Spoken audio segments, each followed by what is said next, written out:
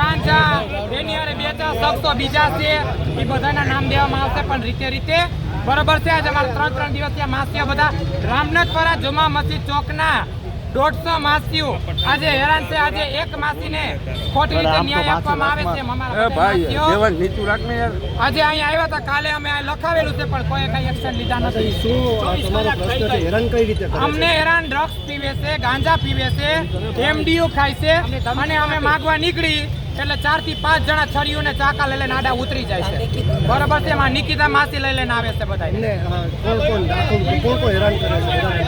નિકિતા માસી મેન છે, એમાં 3 શખ્સો અન્ય છે. આજે તમારા પોલીસ કમિશનર આવેદન દેવા ગયા હતા.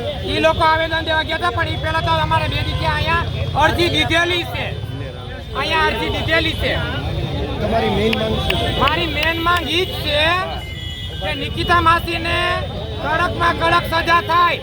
જ્યાં સુધી નિકિતા માસી હાજર નહીં થાય, જ્યાં સુધી હાજર નહીં થાય ત્યાં સુધી પાવ્યા નાંગા આંદોલન ઉપર છે.